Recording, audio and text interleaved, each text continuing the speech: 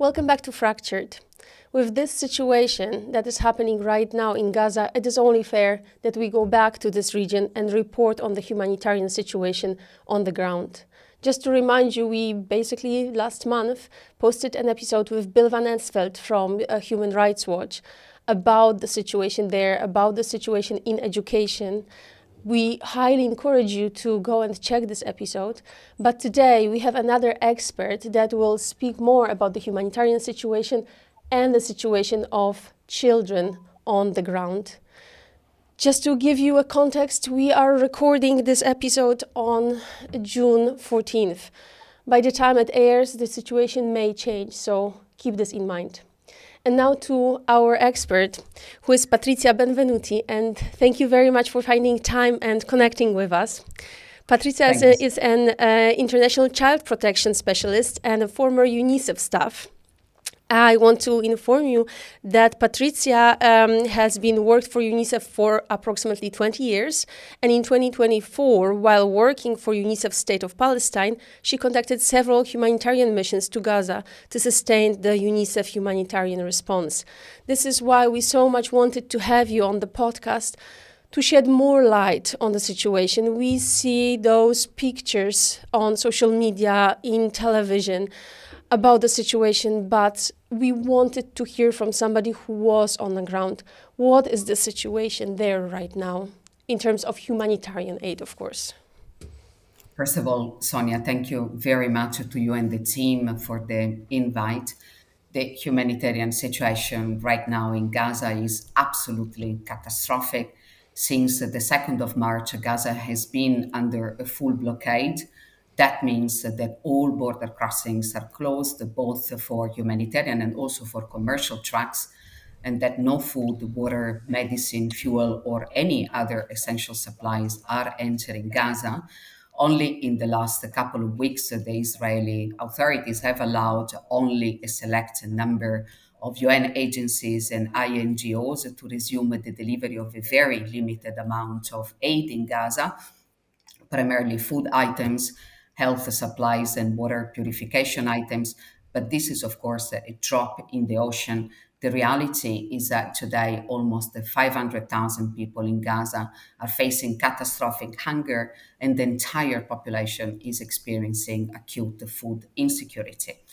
The Israeli authorities, as you might have heard from the news, have contracted the so-called Gaza Humanitarian Foundation, which is a new entity registered in the US and in Switzerland, primarily managed by former US military personnel, to handle the provision of humanitarian aid to the population, which consists exclusively of a very limited amount of food items.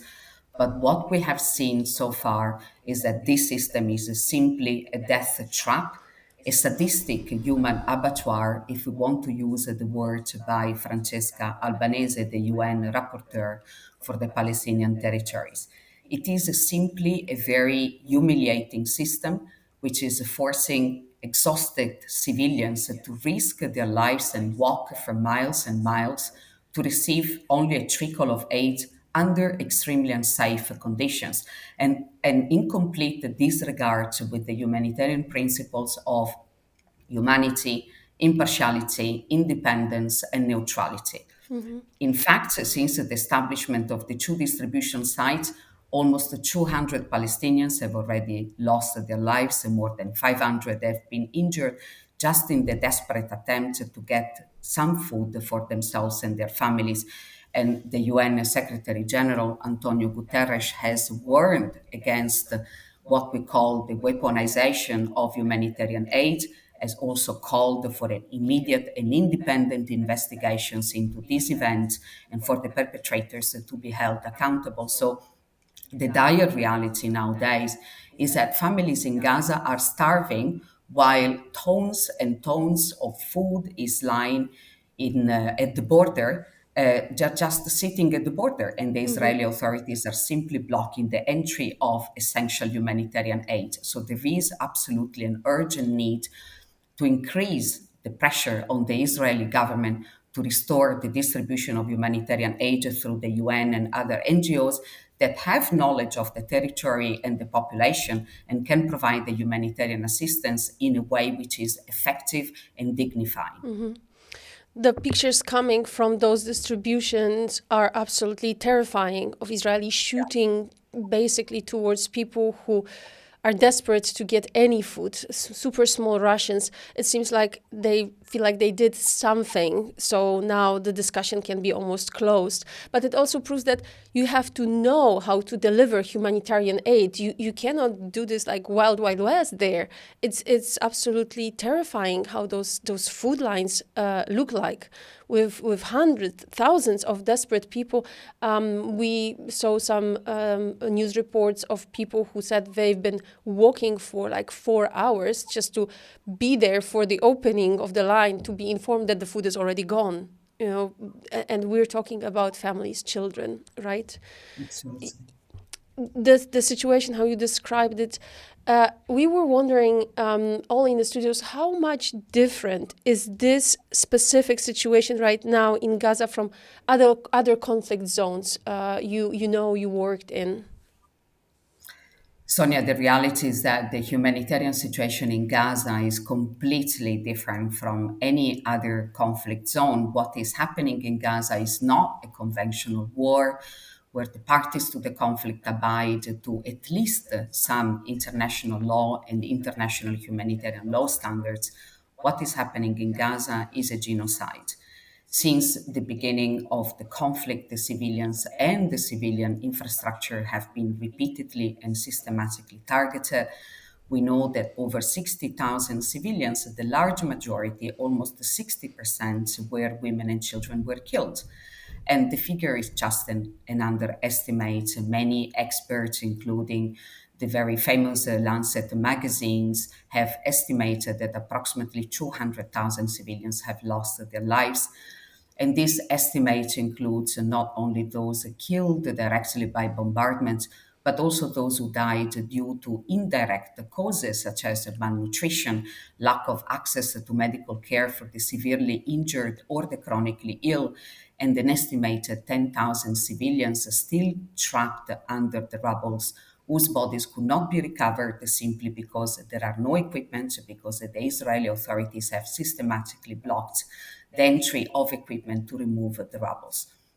The reality is that over 90% of the population is displaced. The majority of civilians have been displaced multiple times. The evacuation orders arrive just a few minutes before the Israeli Defense Forces start bombing civilian areas. And the entire population, when they escape, they just go and live in unbearable conditions, in overcrowded shelters, makeshift camps, dilapidated buildings, without any access to essential services. The very lucky ones who still live in the very few flats available in Gaza, they share a very limited space with 30, 40 other people, members of the extended families, neighbors. The strip also doesn't exist anymore. It has been almost completely destroyed. More than 80% of residential buildings have been destroyed. More than 80% of schools have been destroyed. 85% of hospitals have been destroyed. 100% of universities, all the 12 universities in Gaza were destroyed. Mosque, archaeological sites, Gaza does not exist anymore. It is a pile of rubble. Even the agricultural land has been severely damaged and destroyed. Over 80% of agricultural land have been completely destroyed.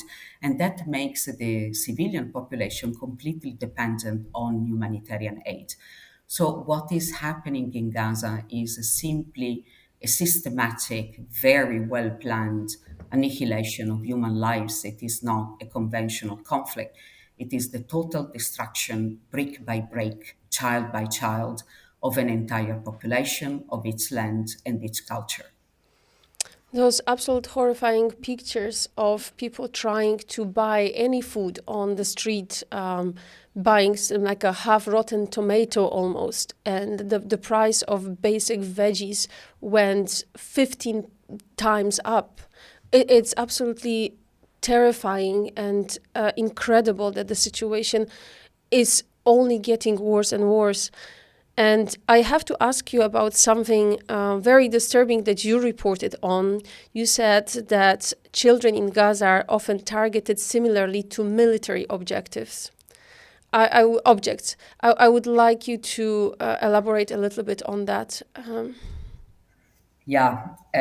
Well, first of all, I think it's important that we look at the demographics. Gaza has a very young population. Approximately 50% of the population of Gaza is under 18 years of age, so it's constituted by children. So it goes without saying that when areas which are densely populated by civilians are bombed and nothing is done to prevent harm to civilians, it is inevitable that many children die or remain severely injured or suffer the loss of family members. Children in Gaza have been repeatedly targeted since the beginning of the genocide. More than 18,000 have been killed, more than 30,000 have been injured, including with life changing injuries that cause permanent disabilities. And according to UN sources, Gaza also has the largest number of amputee children in modern history. And several surgeons, both the Palestinians and foreign nationals who are working and volunteering in hospitals, have reported to have seen or treated children with gunshot wounds to the head and the chest. And these are injuries which are not typically associated with crossfire or collapsing buildings, but with targeted shooting. So it is clear that the Israeli government has never even attempted to protect the children, despite the international humanitarian law is very clear, is crystal clear, and gives to the occupying power to responsibility not only to protect the civilians, and children, but also the full responsibility to facilitate the proper working of all institutions devoted to the care and education of children. This is Article 50 of the Fourth Geneva Convention on the protection of civilians in situations of armed conflict. So it is without any doubt a war on children, a war on their childhood, and a war on their future.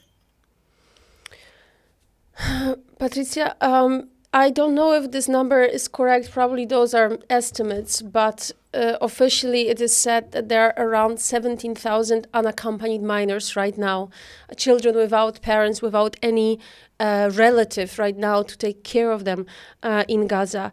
Are there any strategies right now being implemented for them, both short-term and long-term, to guarantee their safety, their well-being? Those are children alone in a conflict zone, so in a highly, highly dangerous environment. I'm not even talking about the official information, but like also, are there any talks behind the scenes what to do with those children? Also, as you said, this is such a young population, and there are very young boys, 14, 15, 16, who witnessed how their families died. It's horrible how traumatized they must be, and how is there anything happening for them to protect them and take care of them? Yeah, this is an extremely challenging area of work for all humanitarian organizations because the war has caused an orphan crisis. Over 40,000 children have lost one or both parents. And from what we could see on the ground, the majority of these children who have lost their parents are now in the care of the extended families, which is great Okay. as children need to grow in a family environment. But it is also important to emphasize that these families need a lot of support, both the financial and psychological support. UNICEF and other agencies as well, they run what we call humanitarian cash transfer program, which is also benefiting extended families caring for separated children. But this is just an emergency measure. The financial amount that families receive is extremely modest. And obviously, this is just a very small remedy. This is just a very modest intervention. For children who are completely on their own, there are a few organizations specialized in the provision of multidisciplinary care, such as SOS Children. There are also Palestinian organizations. There are also a number of community based initiatives which were created spontaneously by the population just to protect the most vulnerable. But these are, of course, not long-term solutions. These are just the temporary solutions. So it's also extremely difficult to activate durable solutions for these children when you have a complete absence of authorities. There are no ministries in Gaza, no courts, so it is impossible to put in place durable solutions for these children, such as formal foster care or adoption.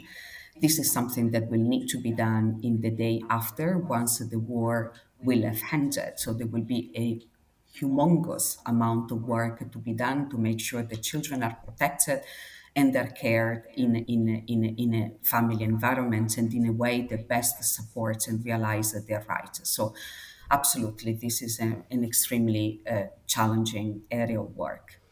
Everything you're saying paints a picture of humanitarian aid being such a critical necessity, but also how difficult it is to bring aid. And I would like to ask you a little bit more about those challenges in bringing aid to Gaza in terms of like getting a permission to bring aid, first of all, bring people there, staff members of organizations, but also how to make sure that the staff is safe. We saw some attacks on convoys that were marked very clearly, that reported to Israeli governments, local authorities, that they will be moving, and still were targeted. Operating in Gaza is extremely challenging and extremely risky for humanitarian workers.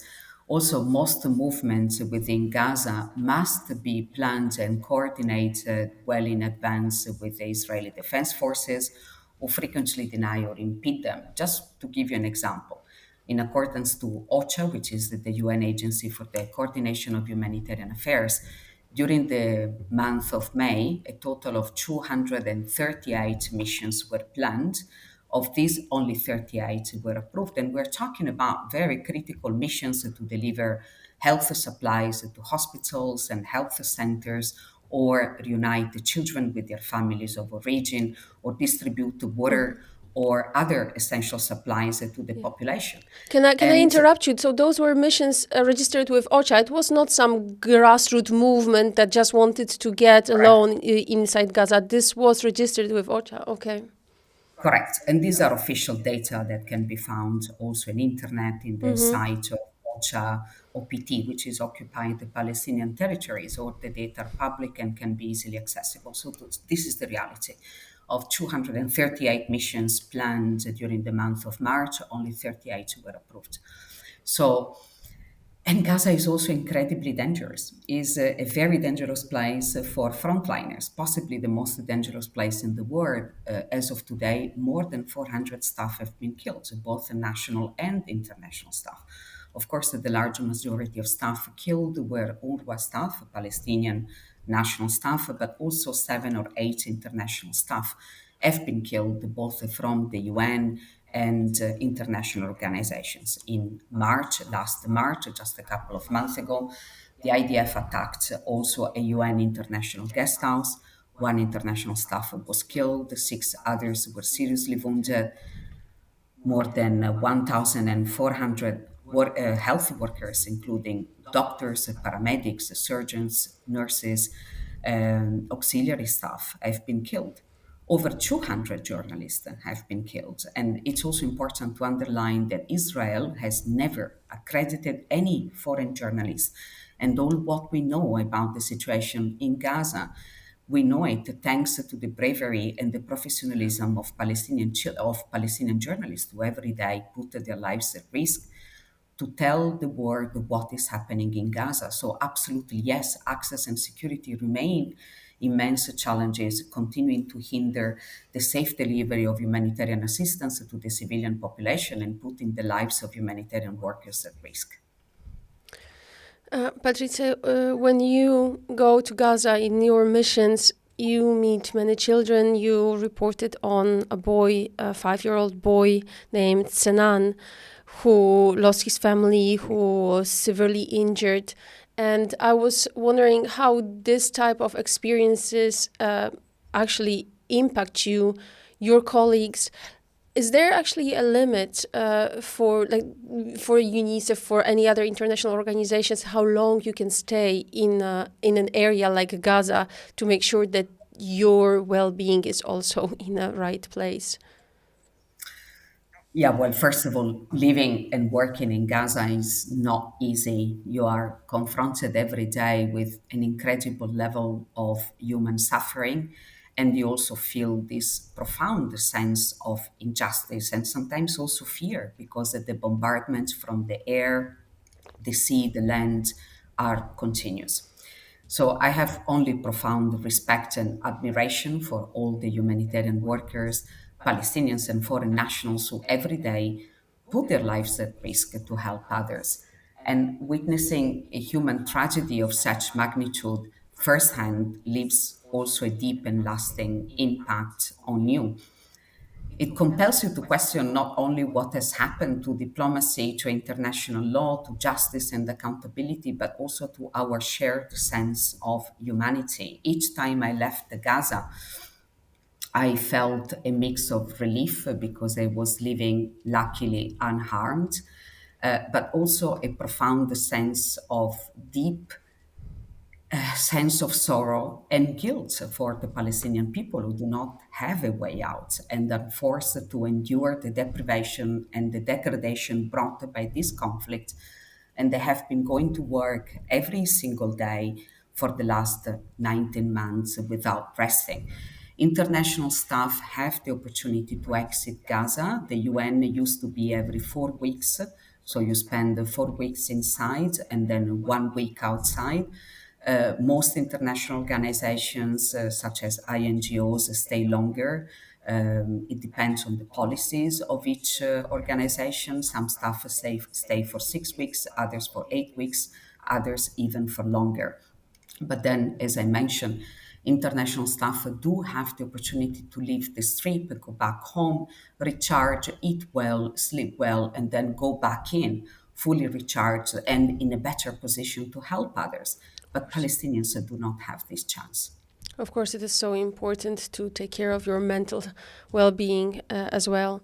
But speaking about, you worked with UNICEF, and I would like to ask you about the psychosocial support UNICEF provides for children in this situation. What is possible, and how is it possible to help them right now if they're experiencing or re-experiencing this trauma basically every day? Yeah, UNICEF and other agencies as well, and also Palestinian organizations, but UNICEF in particular runs a pretty large psychosocial support program amidst great difficulties. Because all children and their families are psychologically affected by the impact of this genocide. Many suffer from severe psychological distress and also more complex conditions such as extreme fear, anxiety, depression. And there is a very little professional help available, very few psychologists, even fewer psychiatrists, and probably by now no medication left to treat these conditions. The psychosocial support program that UNICEF runs includes activities such as art therapies and movement that really help children in processing their trauma, which are definitely very helpful, but they are really also a drop in the ocean. There are also helplines which are staffed by professional counselors, which are very popular in Gaza. There are quite a few, and people can call. These hotlines are, of course, free of charge. But again, we're talking about a very, very limited amount of support, given the amount of trauma and traumatic experiences that every child and every adult has been going through. And I would like to share with you, if you allow me, a couple of sentences that I wrote down when I was in Gaza. I was in a center run by a partner of UNICEF that every day or whenever is possible ran psychosocial support programs for children. This in particular was a program targeting young girls, pre-adolescent and adolescents. Most of them had lost either one or both parents and lived with their extended families. One of them said, I go to bed and feel terrified. I do not want to die. I do not want to lose my legs or my arms. Every child in Gaza is terrified about the bombardment because they see what is happening around them. They see many children who have been amputated or suffered terrible injuries. Another child said, I lost my mother and my father. I make these small bracelets and I sell them to make some extra money for my auntie and my siblings. I saw things that a child should never see. I saw the bodies of my brother, my auntie, and her children cut into pieces. I could not even kiss them goodbye. And another child said, we used to live in a beautiful house and have a good life. Now I became a beggar. My father died, and my mom cries all the time. We do not have any money. We eat in communal kitchens. We live in a tent. We have nothing. And these are only some examples of the reality that all children in Gaza, even those who used to live in well off families, live in Gaza. This is the reality. They have lost their dear ones. They have all witnessed incredible atrocities. They are deprived of every basic right. And Gaza, as stated by UNICEF many times, is the worst place in the world to be a child. So, this is the reality of children in Gaza. Patrizia, given all those reports about attacks on healthcare facilities, I would like to ask you about like this aspect of humanitarian aid. I listened recently to a podcast by Doctors Without Borders, MSF, saying that it is absolutely terrifying what is going on there.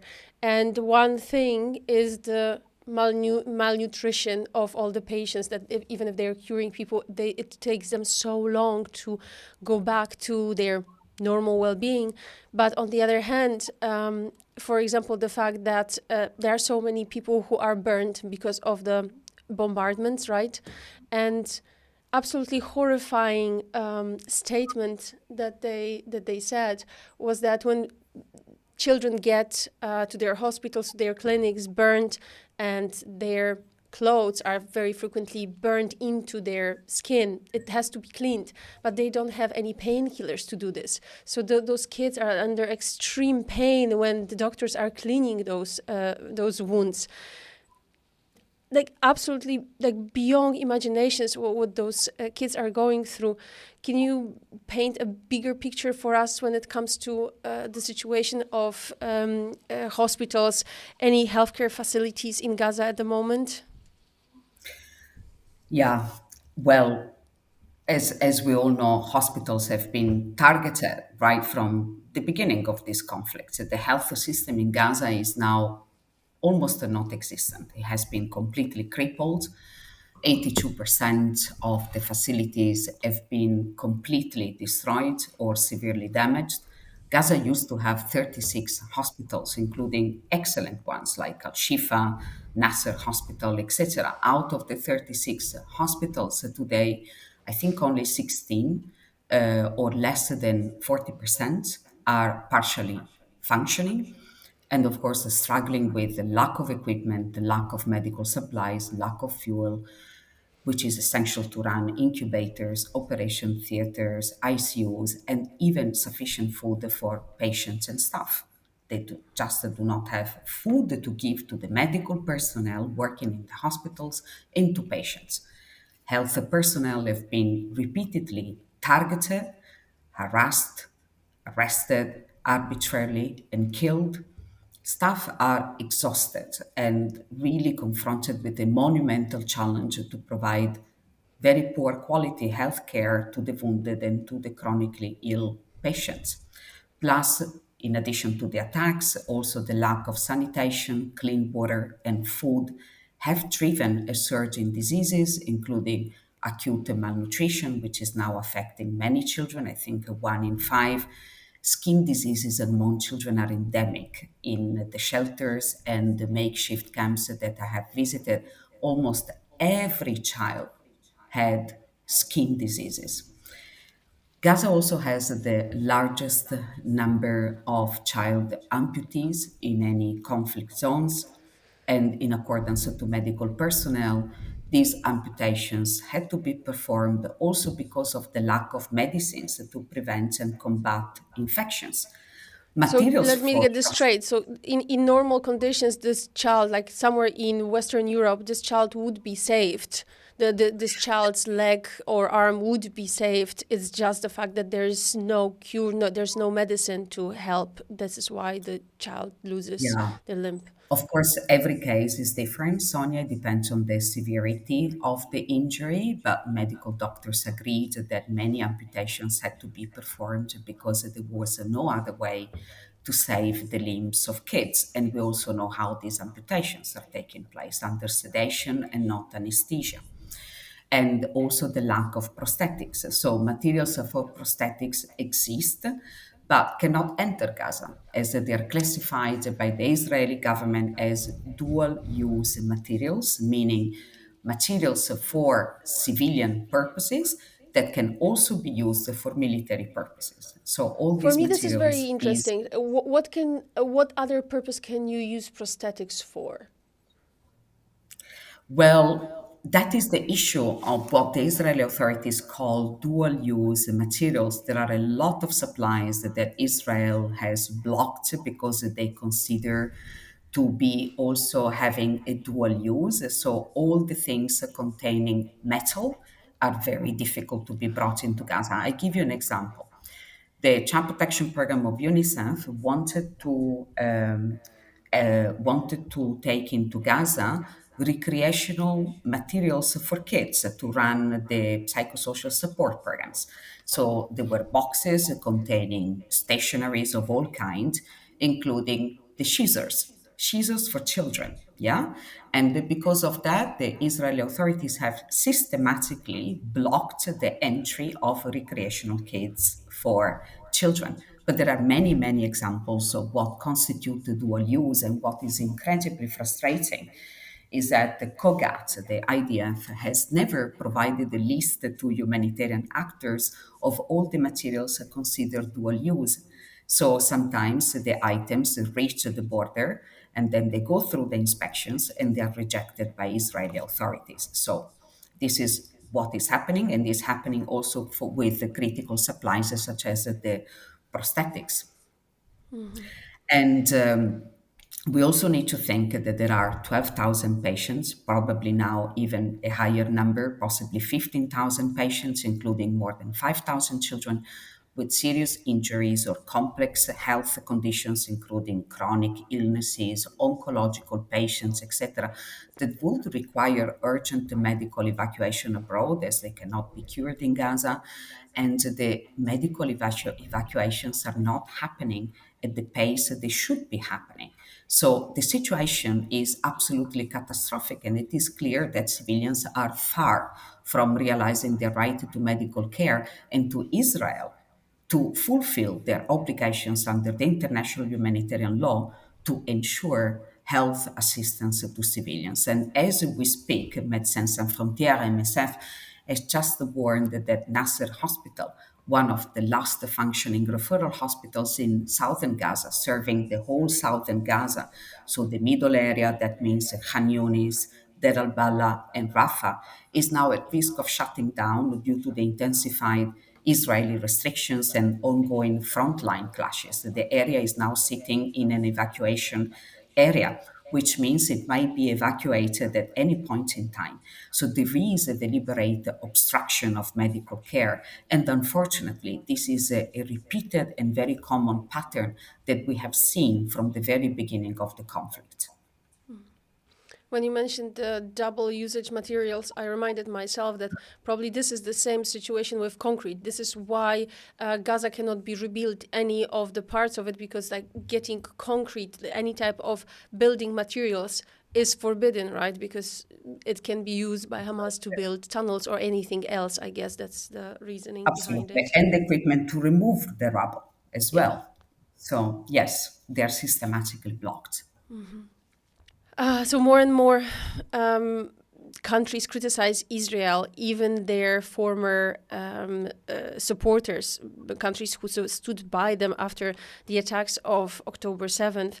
And Antonio Guterres even said that the situation for Palestinians in Gaza is beyond description, beyond atrocious, and beyond inhumane.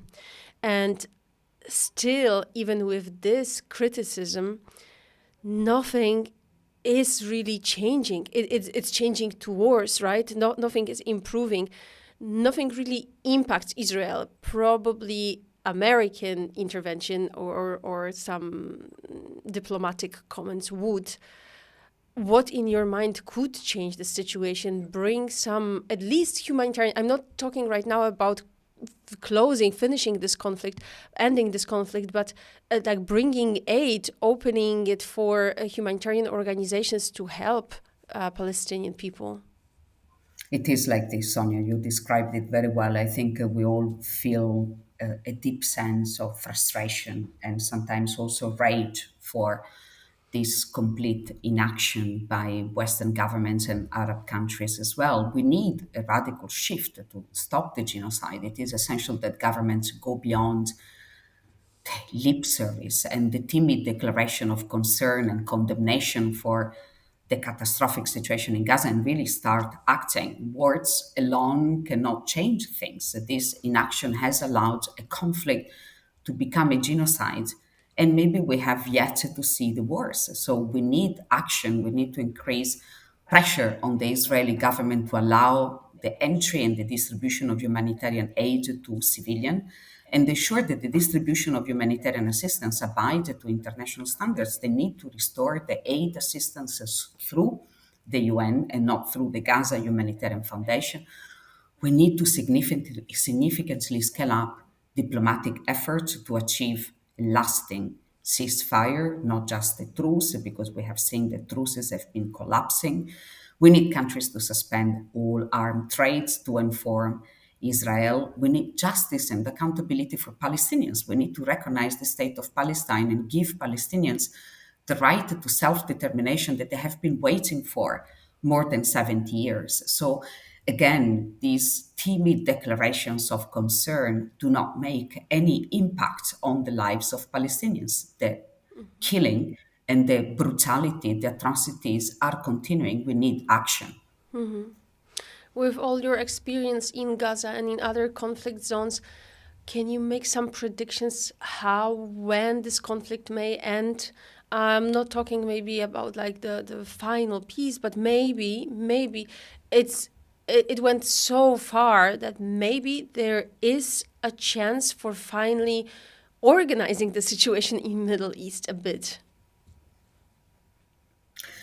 It is very, very difficult to predict how and especially when this conflict will end. Personally, and it's just a personal opinion, I cannot be very optimistic as the inaction of the international community, of the whole international community, has allowed this live streamed genocide to unfold. The tools available to diplomacy have systematically failed or they have not been used at all. All the five UN Security Council resolutions to achieve a lasting ceasefire have been systematically blocked and vetoed.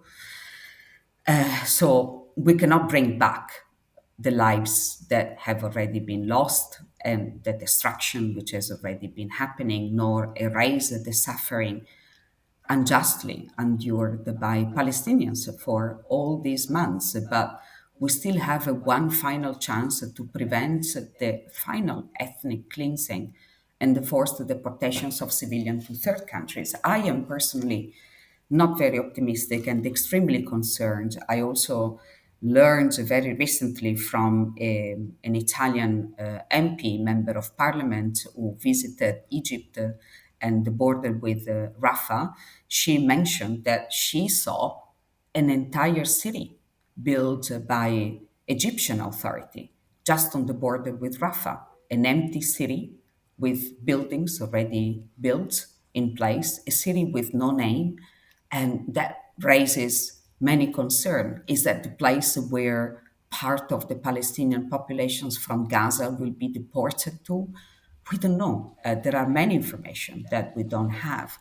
But what we see coming from Gaza is definitely not very good. It is terrible. It is terrible. So it is essential that we scale up every possible effort to prevent the worst from happening. Patrizia, on this note, when we see reports from Gaza, people just saying we just want this to end, right? We just need this to end. We just need some peace. We need food and water. That's it. Do you think Palestinians are ready to compromise and be resettled just for the sake of ending this conflict? Absolutely no, Sonia. Palestinians have an immense love and affection for their land. And we have seen it happening during the truce. People went back, even if they knew that going back meant seeing their homes, their entire neighborhoods destroyed. But they were full of hope and they kept saying, we can rebuild.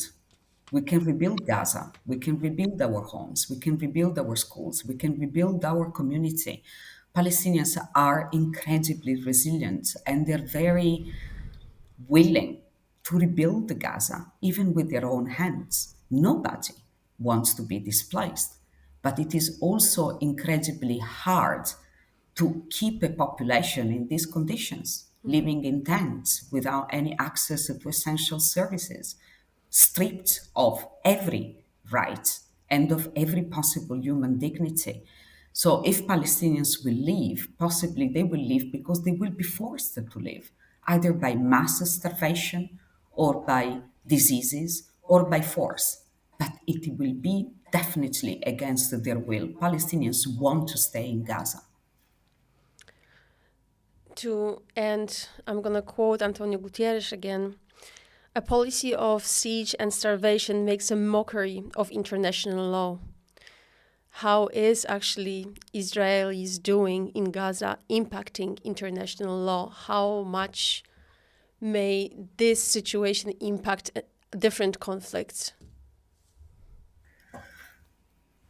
I think today all key international human rights experts agree that Israel has repeatedly and systematically breached the international humanitarian law and international human rights law. There is no doubt about that. Israel has violated many principles. It has violated the principle of distinction between civilians and combatants. It has violated the principle of proportionality given the continuous attacks against the civilians, the indiscriminate bombing of civilian infrastructure, as we were saying at the beginning, hospitals, schools, including those used as shelters for civilians, camps, even humanitarian zones, nothing has been spared. Israel has violated the rights of the civilian population to receive humanitarian assistance by imposing continuous full blockade on Gaza, putting the whole population to the brink of starvation, which is a form of collective punishment, which is clearly and strictly prohibited by international humanitarian law. The Israeli forces have also repeatedly targeted aid convoys, aid infrastructure, and personnel. Over 400 staff have been killed. This is also prohibited under international law. There are reports of Human Rights Watch and Amnesty International that Israel has used prohibited weapons in densely populated civilian areas, such as white phosphorus bombs, which cause severe burns to civilians. And Israel and its allies are planning now the forcible transfer of the population to third countries, which also is a clear war crime. So there are no doubts that the systematic targeting of the civilian population, the destruction of civilian infrastructure, the denial of access to life-saving resources constitute war crimes. So Gaza is the dramatic demonstration that we are really returning to the law of the jungle. Patrizia, I don't know if you have been to the West Bank and if you are willing to comment on the situation that is happening there right now. There is a word that is used by those who know the West Bank and the situation there, which is extremely concerning, and it's the Gazification of the West Bank. Every Palestinian living in the West Bank is terrified that in the West Bank, it will happen the same that has been happening to Palestinians in Gaza. Every day, there are attacks, including airstrikes, particularly in the north of the West Bank. I think to date, more than 60,000 Palestinians have been displaced for their homes. Their homes have been destroyed. Plus, there's the issue of the settlements. There are almost 1 million settlers, Israeli settlers, living in the West Bank. This is also clearly against international law. So, also the territory of the West Bank is incredibly fragmented. It is a full apartheid system in place. And the Israeli government has no shame. They say very clearly that the West Bank will be annexed. So, and this again in the absolute silence of of the international community, and in absolute impunity. Some governments are now putting sanctions on the most extremist leaders of the Israeli government, such as Ben-Gvir, the Minister of National Security, and the Smotrich, the Minister of Finance, who are very well known for their ideological extremism. Some countries have imposed some sanctions to settlers, but that's it. Again, these are very timid responses in comparison to the dramatic situation which is unfolding in the West Bank and which is really undermining the efforts of the Palestinian and of some of the international community to have a Palestinian state. So two people and two states. This is going nowhere. This is going nowhere. I think we reached a very dangerous point. Patrizia, thank you very much for your insight into the situation. We really appreciate it, especially that there are a lot of misinformation online, and I think it is important to clarify them. Thank you very much for giving us your time. Thank you, Sonia. Thank you, everybody. Bye. Thank you very much for watching. Remember, we're on basically every podcasting platform, and on YouTube and Spotify, you can watch this podcast as well. Watch the previous episodes, watch the future episodes. We're talking about important topics related to people on the move. Thank you very much.